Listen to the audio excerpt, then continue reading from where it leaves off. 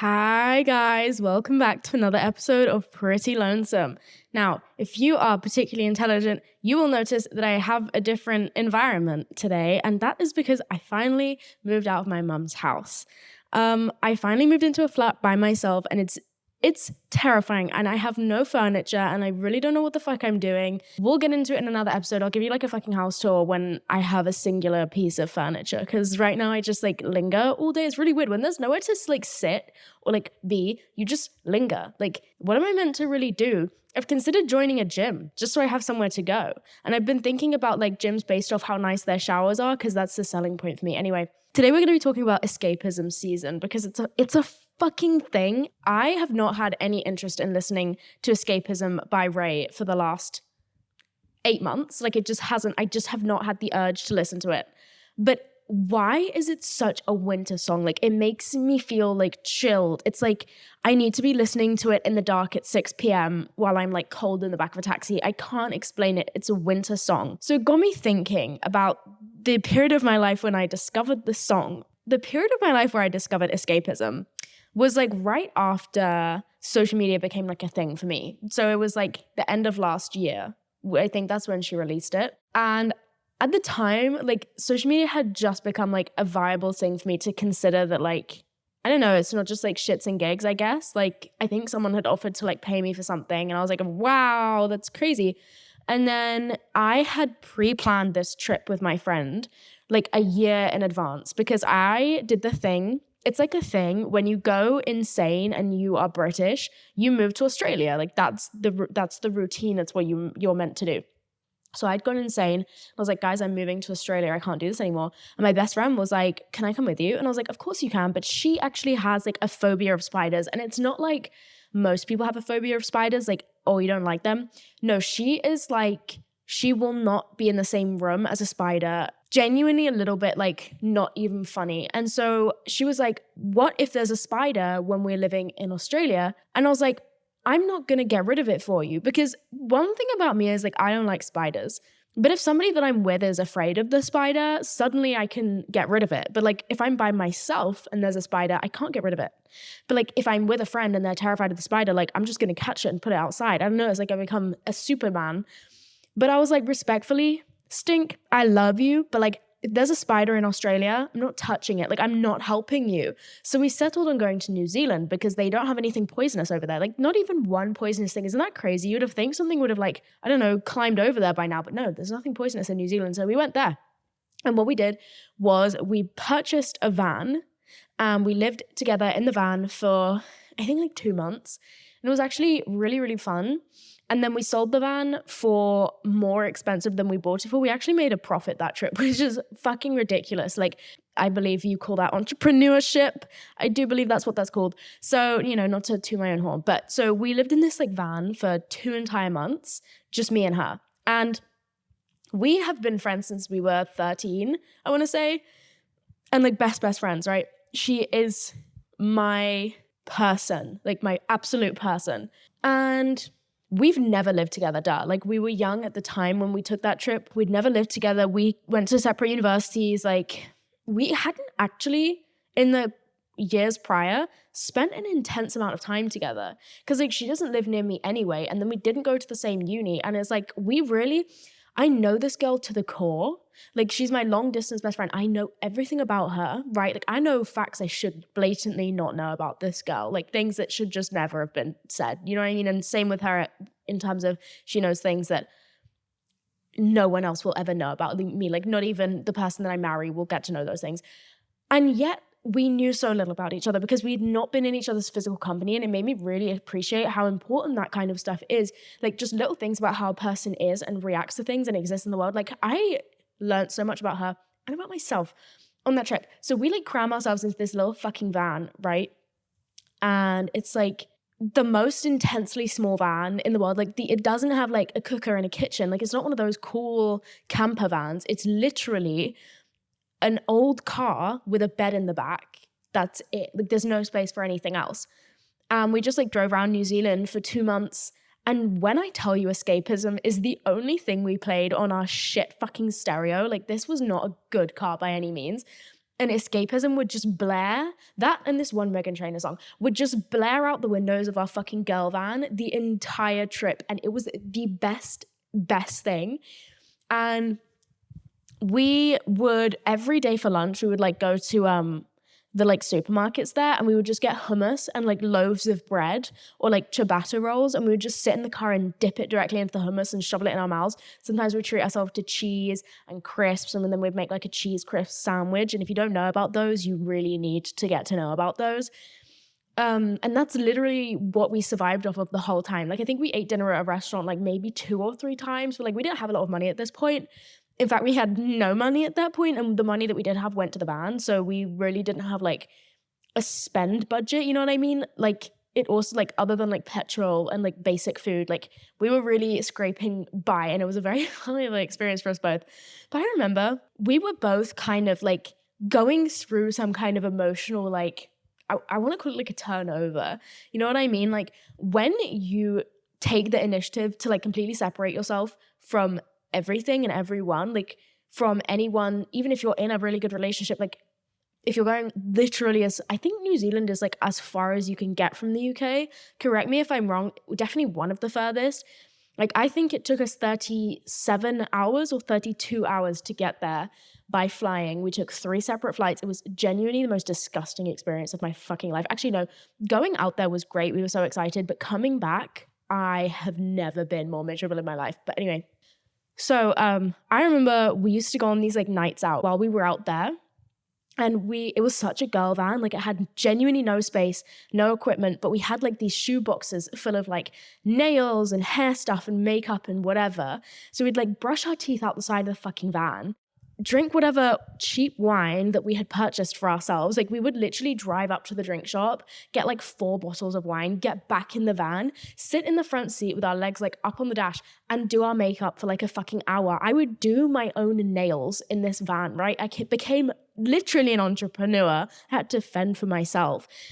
And we would sit in the front and we would like do our makeup, just blaring escapism. And we would always park illegally, because in New Zealand, you have to get this fucking thing where you can sleep literally anywhere in the country for free if you're in like a van, but you have to have this one special permit that both, we just like didn't know how to get it. Like, it literally was going to be like one website, one application. We just didn't know how. We were like, fuck it. Like, there's no one around here. Like, the whole of New Zealand is just completely barren. And we were like, no, who's going to find us? Like, it's going to be fine. So we would drive to these little like parking spots, and there'd be like other vans there and people sleeping. We'd be like, fuck it, it's fine. And we'd sleep. And the first time that we got a ticket, we were like so offended. We were like, I can't believe we were like found, but whatever. And then the next night, from like the night on from getting that ticket, we parked closer to the city. When we get to this place to park, it's completely full. And in the middle is this big yellow box with lines all through it. You don't have to be local to an area to know that that specific road sign means you cannot stop there, right? It's like, that's like a universal fucking street sign. Big yellow box with lines all through it. You probably can't park there. So we park right in it. And there was like another van in it at the time. And we were like, do you think we can park here with you? And they were like, oh yeah, like it's fine. Fuck it. Like, if they ask us to move, we'll just move. We're going to be here all night. And we were like, okay, well, we're not going to be here all night. We're going out. So like, hopefully no one comes by and like asks you guys to move, right? We go out. We get so fucking drunk. We stumble back at like 3 a.m. and all the other fucking cars have been asked to move except us, because we weren't there. And we were like, oh, fuck. Both of us are way too drunk to drive. Like, we cannot get behind the wheel of this van and move it. And so we were like, well, fuck it. Let's go to sleep. So we go to sleep. It's the middle of fucking summer. Like, it is boiling hot in this van. Obviously no AC. So we strip off all our clothes and we go to bed like virtually naked and very drunk. And this is at like 3 or 4 in the morning. And then at like 6 or 7 in the morning, we hear like a banging on the window, and it's the same officer who'd given us a ticket the night before. And my best friend, Millie, she's not near like the big swinging door, and she like opens it, and she's like still drunk talking to this officer. He's like, you guys are parked somewhere very illegal. And she's like, we didn't know. How were we supposed to know? You know what I mean? There is no clear signage that where we are parked is illegal. You know what I mean? Like, there's no way we could have possibly known. He's like, you're the same van I gave a ticket to last night for parking somewhere illegal. And we were like, no, you've got the wrong girls. We were literally bold-faced, like, we didn't see a ticket last night. This is crazy. So it's like, okay, well, maybe it flew away. I'll reprint it for you. And we were like, bastard. Anyway, halfway through this, I've noticed that the duvet has completely come off of Millie's ass. Like, it's not wrapped around, you know what I mean? Like, she's sat up and the door is fully open. This police officer is just directly staring into Millie's ass crack because she's in like a pink lace thong and it's just not doing its job. Like, it's just not underwearing. Directly, like, asshole is out. And I'm just sat behind her, naked myself, right? Thinking, like, what the fuck is going on? Like, why are we optionally living so poorly? Like, we had nice lives in England. What is this? So anyway, we bargained with him and we're like, listen, we're literally completely inebriated. We can't drive this vehicle right now. I sincerely apologize for parking highly illegally, but you're just going to have to let us sleep this one off. And so he let us. He was a very kind police officer who did fine us like $120, but whatever. But he let us off, which was really generous of him. No, he didn't let us off. Sorry. He let us sleep there, which was really generous of him. But like, this is just how we spent the entire 2 months. So like I said, we didn't really know much about the way the other one existed on the day-to-day, right? Like, I knew so much about her and she knew so much about me. But like, we didn't really know the little things. And those little things are very big, especially when you're in very close living proximity to a person. Like, those little things are very big things in no amount of time at all. And so like, there's this one day we parked up by the beach, probably illegally, and we like go lock up the van and we go sit on the beach. It's sandy. She, for some reason, entrusted me with the key to the van for like the first time in the entire trip. I lose the key to the van in the sand. And at this point, I knew she was kind of done with my shit, but just being so fucking airheaded, it's unbelievable. And so we're about to go back to the van. She's like, you've got the key, right? And I'm like, no. You know what, Millie? I don't have the fucking key. Like, we both know I don't have the fucking key. I saw that key 5 hours ago. I've not seen it since. And we've been moving around on this beach for 5 hours. She didn't even say anything. Like, silence is so much worse in that situation also. This girl said nothing to me. She just looked at me with like disdain behind her eyes. And then we start like raking through the sand with our fingers. We probably raked through the sand for about 20 minutes in silence. I genuinely feared for my life, to the point that I nearly gave up every ounce of safety that I have in this world to post on my Instagram story my full location, my coordinates, right? And say, look, if anyone has a metal detector, just come find me. Like, please, I'm begging you, because otherwise, like, you might kill me. Like, someone might come here with ill intent towards me and like murder me. But if you don't, my best friend certainly will. So I'm going to need you all to come, right?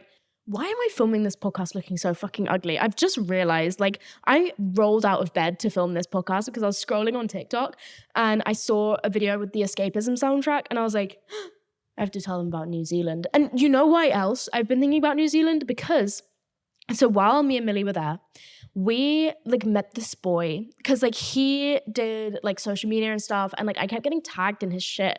And people were like, you have to meet up while you're in New Zealand. And I was like, ugh, suppose I can spare the time. So me and Millie like roll up to his house in our fucking van. And we're like, hey, like no idea who this kid is. Like he doesn't know us, we don't know him. Obviously he gave me his address. I didn't just like stalk him. And it turns out he's like the nicest, like freakishly nicest person I've ever met in my life. And not just that, but his entire friend group is freakishly nice. I think there's something wrong with people that live in New Zealand because like I didn't meet a bad person the entire time I was there. Even when this guy held a knife up to me, he was so lovely. Sorry. I will explain that. So I was in my van, right? And I'm at the steering wheel and Millie's in the passenger seat. And we're just like sat by this beach, pulling like little viewpoint area. And there's like this big family and like they have a bunch of kids. And there's maybe like 4 or 5 adults, mostly women, and then like a couple guys. And one of the guys is fairly attractive, right? And around my age. So then there was this woman with him and she was probably not doing very good. She comes up to my friend's window and she's like, have you guys ever experienced loss? And we were like, no. And she was like, well, I have. Let me in your van. And we were like, you can't come in the van. She's like, I just want to see what you've got in here. And we were like, no, maybe you don't need to see what's in our van. She's like, it looks like you keep all your possessions in here, all of them. We were like, yeah, you can't come in here. And then up to my side of the window comes a boy with a dagger, like an actual one, in his hand. And it's like in this hand, say this is my car window here. He's like leaning like this with the fucking dagger. And I'm sat in the window like, hello, yes. And my window was like halfway open. Like I was not safe, right? So he's like dagger in hand. And I'm like, yeah, cutie, what's up? As his like friend is trying to be like, what do you got in your car? And we were like, oh, nothing much. Just all of our worldly possessions and money. You know what I mean? What are you doing? And so this guy has his knife. He's just talking to me. And I don't remember a single thing that he said, nothing of substance. But he wouldn't put the knife down, which I didn't like. And me and Millie are like side-eyeing each other. Like, we need to, like, at what point do I just shove this bitch in reverse and we just like fucking fly out of here? Like, at what point do we break? Because we were trying to be like polite, but we were also like, we might die. Like, all it takes is for him to like put that through my window and be like, get out the car. And then we've lost our home and our possessions. But also, I don't have anything particularly precious in that car, you know what I mean? Other than like my passport, I was like, there's nothing in here that I couldn't lose over my life. You know what I mean? Like, I didn't bring my teddy with me because I'm not stupid. And I didn't bring my diary. So I was like, I genuinely can replace everything in here and I don't care. But I can't replace my life. And he has quite a large knife. So anyway, we like talked to them for a while. And I like slowly wound up my window as he's fucking talking. And then we were like, right, we've got to go. And we just like drove away. I can't remember what our excuse for leaving was, but we were like, we really need to, we have a place to be, unfortunately. But it was so lovely to me, you guys. And we drove away. And that was that. So like, even though like potentially they were willing to threaten our lives to obtain our possessions, they were so kind and really polite. And when me and Millie drove away, we were like, we weren't sure if we should have genuinely felt in danger because there were children there.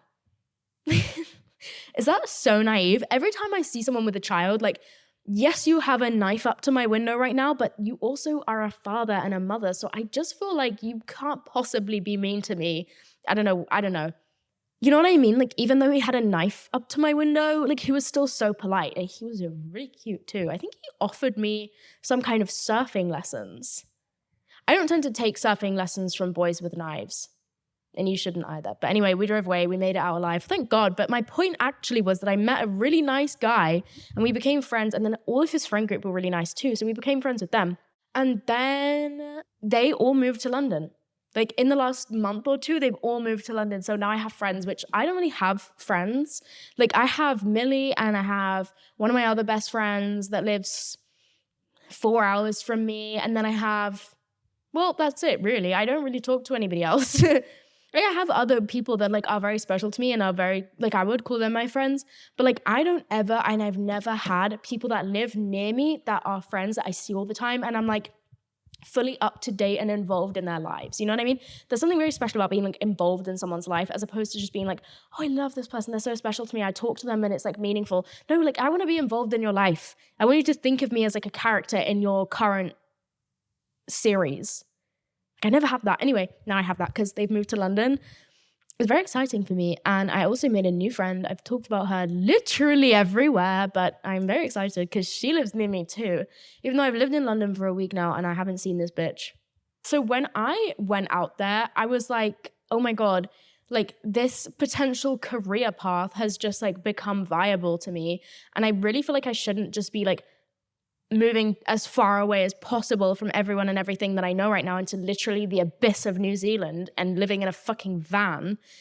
But nonetheless, I made a promise to my best friend that that's what we were going to do when we graduated from university. And it was like the light at the end of the tunnel for us. Like, we hung to this trip so dearly because we were like, every time we'd have deadlines and exams, we'd be like, it's okay, in like 4 months we'll be in New Zealand, right? So I was like, I'm not bailing on this bitch. We're going to fucking New Zealand. I did cut the trip short. We were meant to stay until February and we ended up coming back in December. So it was meant to be 4 months and I think we did like 2.5 months in the end. But at the time I was like, this seems like a negative thing for me. Like, it seems like I am making a poor financial business life decision. Like, I don't know if this is really what I should be doing. But again, for me, friendship and things like that come first. So, and like promises come first. So I was like, no, I'm going because like I know this bitch and she's not gonna really like go alone. And even if she would, like, it's just no fun. Like, we said we'd do it together, so I'm gonna go. And also I wanted the experience, because like at a certain point, things like that become really hard. Like, life gets busy, you grow up, you get a big girl job, and then it's like, when am I gonna take fucking 3 months off and go live in a van in the middle of nowhere? Like, it very much felt like the last time I would get the chance to really do something like that, whether I went back to university and got another degree or worked in forensic linguistics, which was my plan at the time. I was like, I need to like take advantage of also like not only me being available, but my friends being available, because this is not going to be like a consistent thing throughout our lives. So I was like, no, I'm fucking going. While I was there, I was kind of stressed out, because I was like, is this the best thing for me right now? Like, I really don't know. And I would Zoom with my therapist, the same one that I have now, and he'd be like, listen, I always believe that there is a lesson to be learned from every experience, but you haven't experienced this one yet, and you're looking and looking and looking for the reason that you're there, other than the fact that you went off your own free will. But you're like looking for something greater kind of to come from this trip, but it's just going to take hindsight. And with hindsight, like literally 6 months after we got back, something happened, and I was like, that was what it was fucking perfect for. Like, this is what it helped me with. But it took 6 months to like develop into the point where I was like, oh, this is why I needed to go there. But while I was there, the reason seemed like friendship, because not only did I strengthen my friendship with my best friend, and when I tell you I strengthened my friendship with this bitch, no one can be near me for more than 12 hours before I will literally bite your fucking nose off your face. I get so annoyed. No one, like even my dearest, closest friends, I need them to fuck off. I love them. I need them to go home. But like my point is, I can't be around people for extended periods of time. Like, when I'm around you too long and you're not the right person for me, or you're just not the right friend for me, anything you do, and this is like my worst trait, anything you do, I will literally get filled with rage. Like, I remember I once went on a trip with someone that I should not have gone on a trip with. And we were like sharing hotels, sharing Airbnbs, whatever. And I genuinely got the ick for this person on a level I've never experienced and hope to never experience again. To the point where they would furrow their eyebrows and I would genuinely have to take a walk. God forbid I heard any kind of mouth movement, like they would smile and I would hear like, I became genuinely a felon. Like, felonious acts I would have committed over like this person. I was so annoyed with them, and I was like, I am an ugly version right now. Like, this is not my best self, not even close. I genuinely, and this is so embarrassing, got my best friend to fake an emergency. Like this is a technique I've only seen get pulled off in movies before, because it's fucking ridiculous. I pulled one of those stunts because I was like, if I spend another second looking at your face, I am gonna do something that will have serious repercussions for me. You know what I mean? I was like, I need to go the fuck home. I need to never look at you again. Never spoke to them again. I don't know what it was, but I was like, oh my God, like, I cannot physically be around this person for another second. And we weren't close before that trip.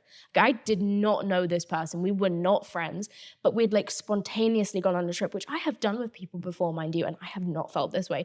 But like, even to a small extent of that feeling of just like deep irritation with a person, like deep annoyance. And then like every time they walk in a room when you've been around them for like a week too long, like say you're on holiday with them and they walk into a room and your stomach just sinks, like, oh, it's you. Is this relatable, or am I just a fucking awful person? I don't know. I don't get this with everyone, but like I could get it with anyone if I've been around them just too long and they're just not the right person for me. When I tell you me and Millie were together non-stop for 2.5 months and I did not feel that way towards her once, like when I tell you we bickered like an old married couple. And I remember talking to my sister about it because she is the only other person that I know with a friendship that is similar to mine and this other girl's friendship. And I was like, do you and your friend do this? And she was like, oh, we bicker like a fucking married couple. Like, we will walk down the street and just bicker. But I love her and she's never actually pissed me off. You know what I mean? I was like, that's the difference. My best friend has never genuinely, not once, maybe twice, but like very rarely actually pissed me off to the point where I'm like, oh my God, like what the fuck? Like to the point I would need to talk to someone else about it. I've never breached a line of that friendship where I've gone and spoken to someone else about, oh, she's pissed me off, she's fucking done this. Never. I genuinely hope, I cannot imagine ever doing that, like talking to someone about her. Like I would genuinely just have to kill the person afterwards if I ever told them anything about her, you know what I mean? But like we would literally be driving down the most beautiful fucking scenery ever, and all you would hear is and then like 20 minutes of silence, and then one of us would be like, should we get food? Like, I'm probably really hungry right now. And we were like, yeah. And then we'd eat food and we'd kiss and make up. But like, we bickered like the whole way through the trip.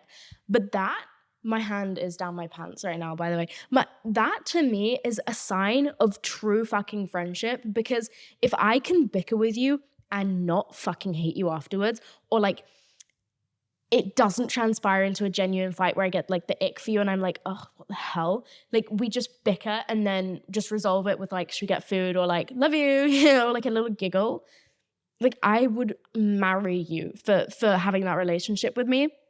And it's so hard to find, because like there are certain friends where if I bickered with them, I would be filled with rage, because like there's underlying issues in the friendship, you know what I mean? Like I have this one friend and like I have so many things that I feel about that friendship that are not ideal. And I'm just like this isn't a person that's particularly close to me, don't worry. That's why I'm like, they're not gonna watch this fucking podcast, or like God forbid know it's about them.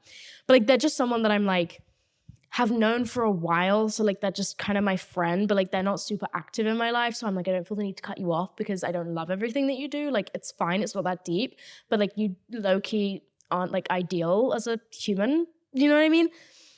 But like if I bickered with this person, like if it came down to a bicker, I could never speak to them again. Same with my family. Like me and my mum fight, like we butt heads, we go head to head.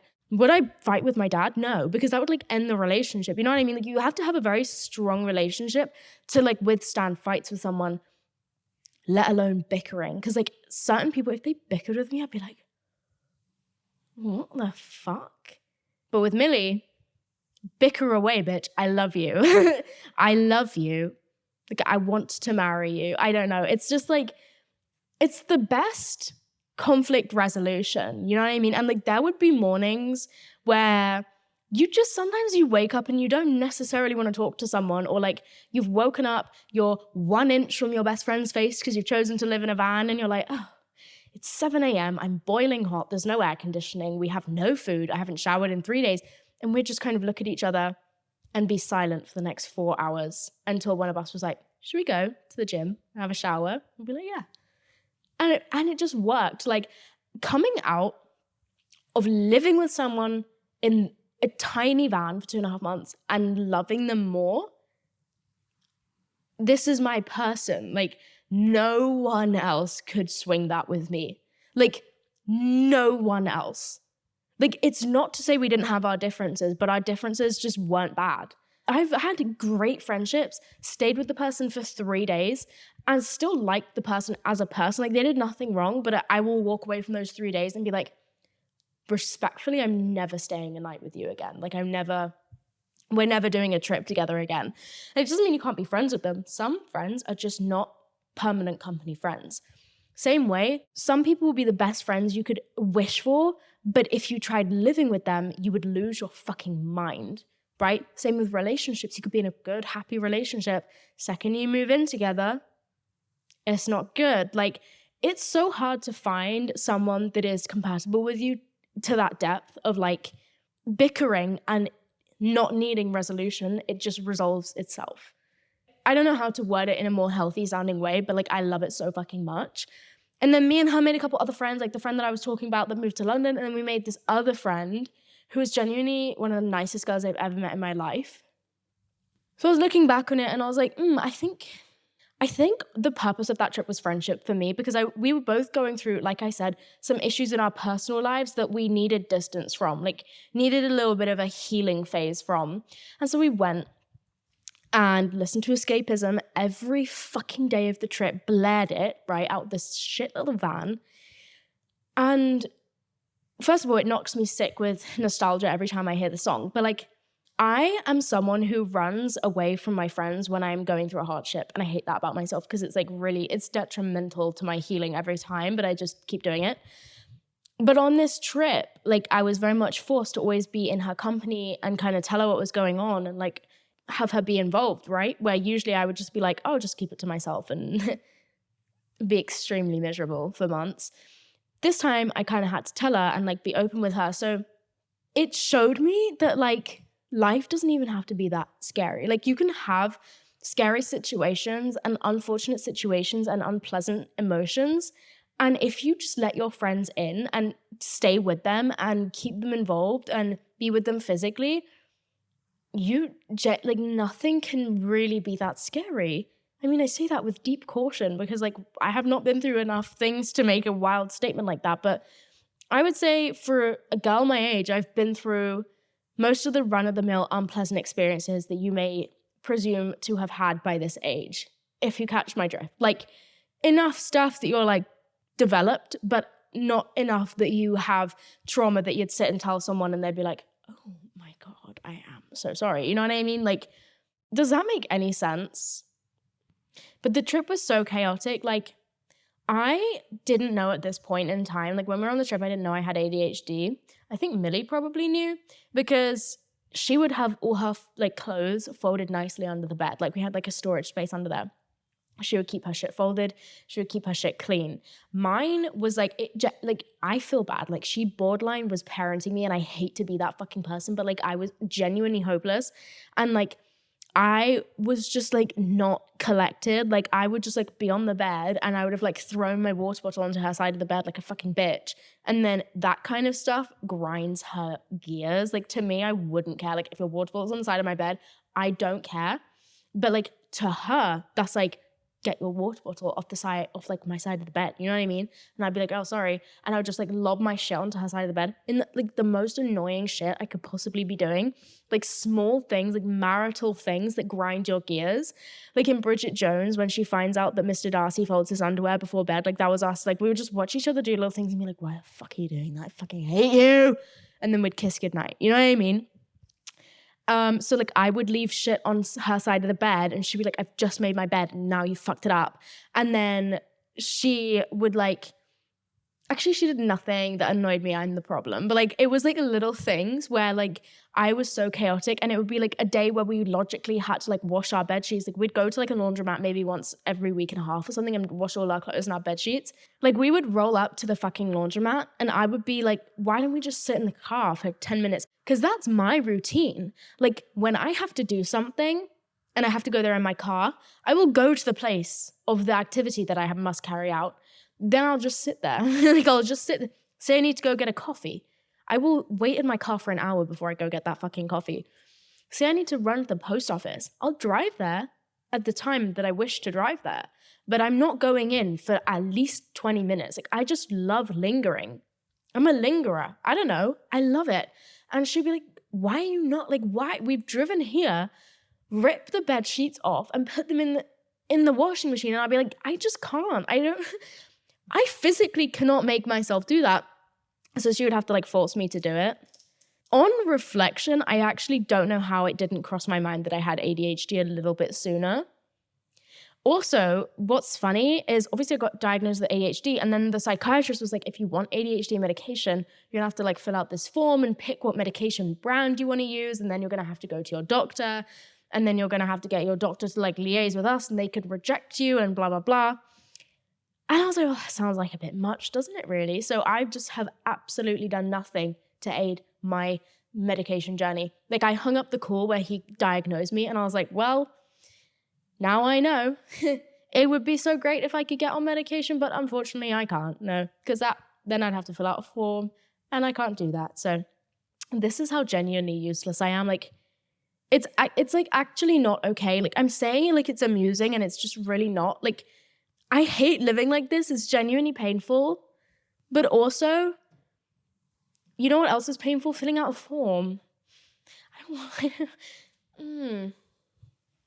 If you guys like these, look, I got them. Oh, wait, no, because it's a fucking audio podcast. Sorry that I look like this, by the way. I've had a long day. Also, do you know what's crazy? So as I said, I've moved into this flat and I will post like a little tour of it at some point when it's like cute and ready. One thing that I have observed is that it's taken me months to obtain basic furniture. Like mattress took ages, bed frame took ages, even my plates, I just spat, even plates, glasses, everything. There's like, for plates and glasses, you can get them on Amazon. It's like 2 days delivery, maybe 3. Right, my bed frame was weeks, my sofa is months, my mattress was days. I wasn't gonna buy a TV. I was like, it feels unnecessarily expensive to me. I'm stingy as fuck. And I was like, I don't even watch TV. I don't want one. But then it was like lonely as fuck in here and it was really quiet. I was complaining to my friend. I was like, I just feel so lonely. And they were like, you need to get a TV because you can like have it on in the background. It fills the space. It fills the void. And I was like, you know what? My space would look good with a TV. I should get one. Then I put it off for a few days and then I was like, no, I'm going to do it. So I like went online to just have like a perusal, like a first glance at TV prices. And I went on Argos and I found one. It was reasonably priced, reasonable size. And I was like, this looks great. And so I click on it and I see it's a 3-hour delivery time. What other medium has 3 hours delivery? Like that is so viciously unnecessary. Like why would I need this TV within 3 hours? What is that urgent? Who is buying a TV and needing it within the same 3-hour time slot? But just the fact that I could have it within 3 hours, brilliant marketing from Argos, because I was like, well, if I was fully going to close this tab and like maybe order it in like a week or like just dwell on it for ages. But now that I've seen I can have it by tonight, absolutely I'm ordering it. I'm ordering on the fucking spot. I'm not even doing my research on the brand, on the TV, nothing. I'm ordering it right now. And so that's exactly what I did. And 3 hours later, there was a TV in my living room. I don't, like, sometimes Deliveroo takes longer than that. Like, Uber Eats, that's Uber Eats timing sometimes. Like, and you got me a TV in 3 hours? Okay, I'm back. I actually have no idea what I was talking about because I just went to go poop. So I'm back now and I've completely forgot where I was. And also, I caught a glimpse of myself in the mirror while I was there. Very sorry. Really hope you're listening to just the audio right now because this is rough. But I can't wait to show you guys my new flat. I'll do a whole like episode on it if you give a fuck. You probably don't. But the one thing I can't deal with is noise. Like I lived 4 years in university housing and the noise drove me up a wall. Because university houses aren't like well structured. Like they're usually like terrible, terrible houses. And so you can hear everything. Like you can hear the people above you, the people below you, the people to the side of you. And I remember I lived in one where the footsteps, it's like the ceiling exaggerated this girl's footsteps. They would shock me out my fucking sleep. But to be fair, she would come home at like 4 a.m. stomping around. But like, I did not sleep for like 6 months straight because the way I could hear every single like stomp, and she would stomp for hours. Like it was weird. Like her room was not big enough to be walking around like that. And she would like yell on the phone. It was so annoying. Anyway, I ended up moving out that house because I genuinely was going to have a breakdown if I didn't like go somewhere quiet. And then I was like a lodger in someone's house for a year and it was really, they had like a little kid and we became really good friends, still friends with her. Another episode. But so when I finally was like moving out on my own, I was like, it's really important to me that there is no noise. Like I can't do noise. But I've moved to London. Like that's literally not gonna happen. So I moved to a top floor of a building. Like I specifically looked for a flat on the top floor because I was like, I cannot deal with people's like footsteps above me. Like something is less infuriating if I can hear you below me, but when you're above me, it drives me insane.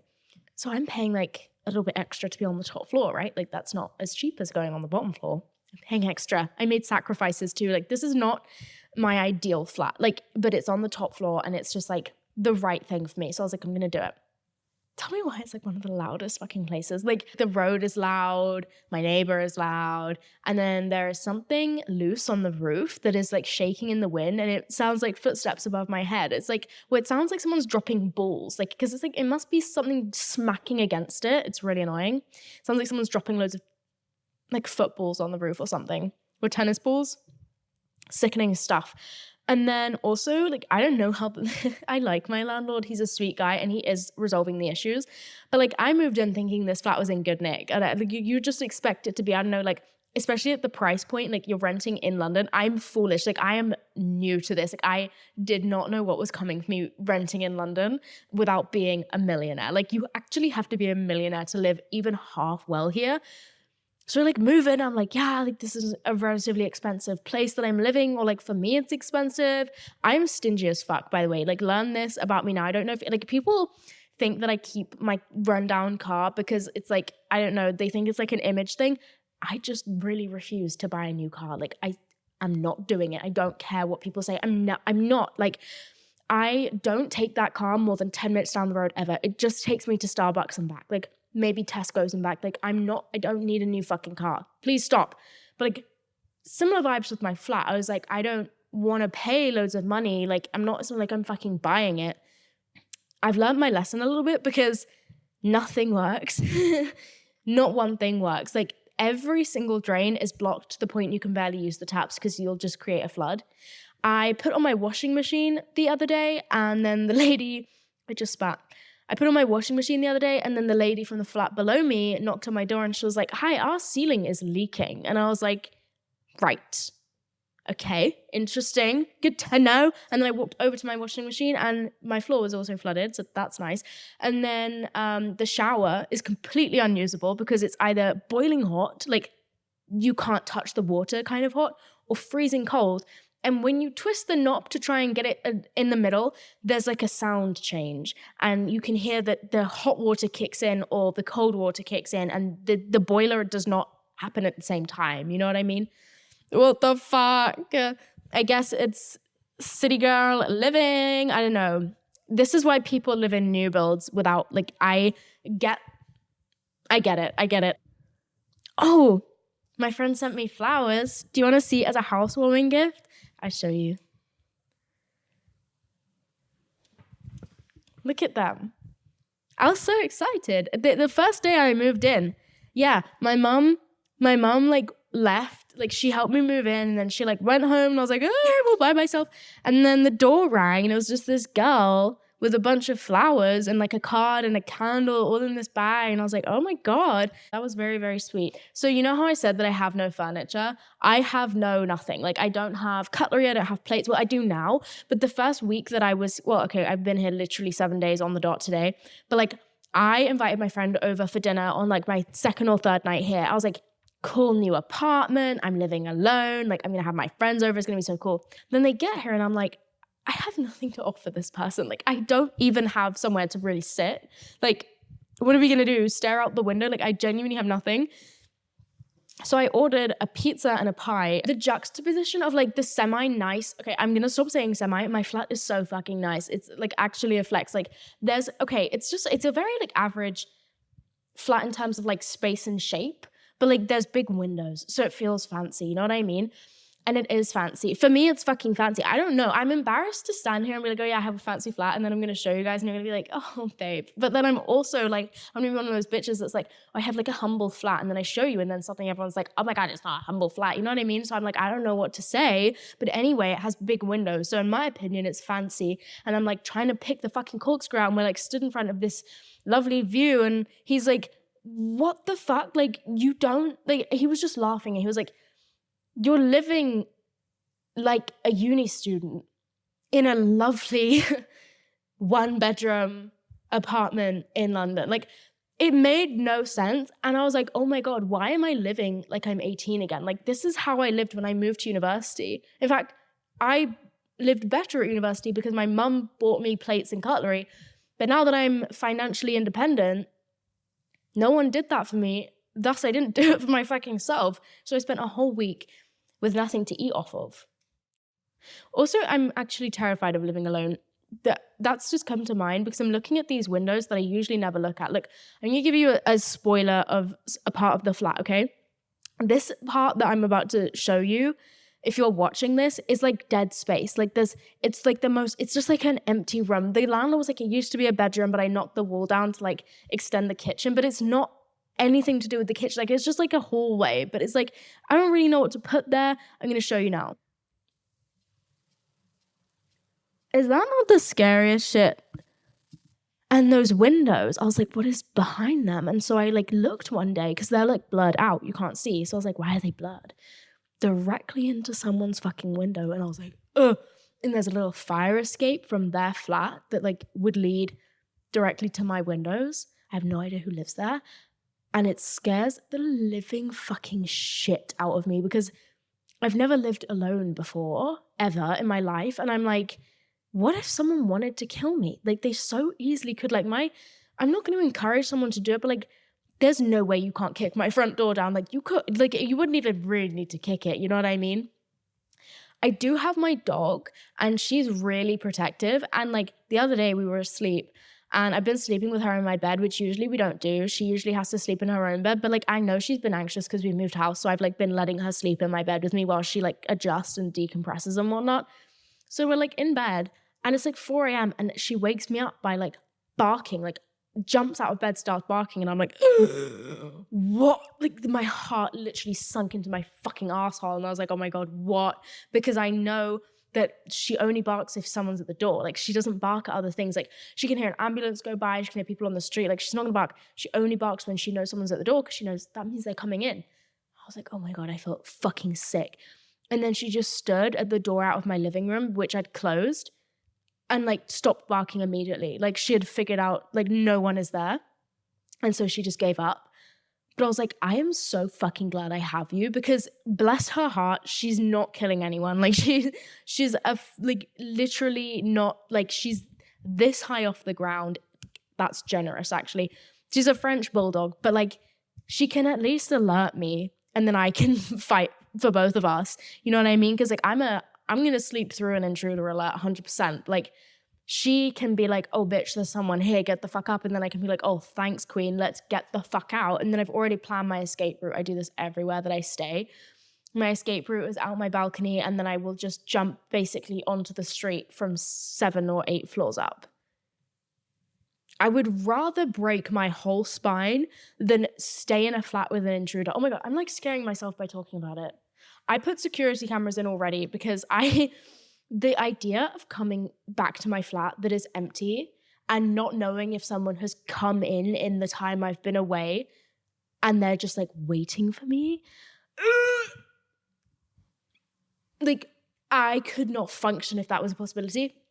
So I've put in cameras and I've actually gone for multiple different security brands so that if there's like a hacker in the main frame and they get, into one of my cameras and stop it from sending me alerts, I have backup.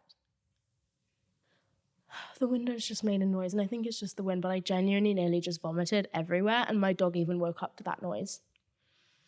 I might have to get like a Doberman or I might have to do something crazy, maybe like a Cane Corso. I don't have the space for one, but I don't fucking care. Like I'm actually terrified.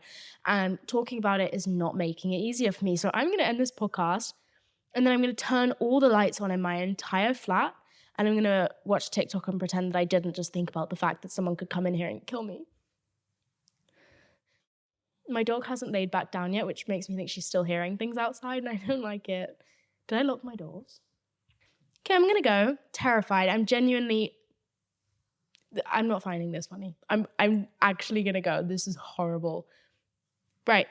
Love you so much. See you on next week's episode of Pretty Lonesome if I'm lucky enough to make it to them. I'm actually terrified. I hate when I talk about this because I scare myself. All right, be safe. Love you guys so much. I'll see you next Monday.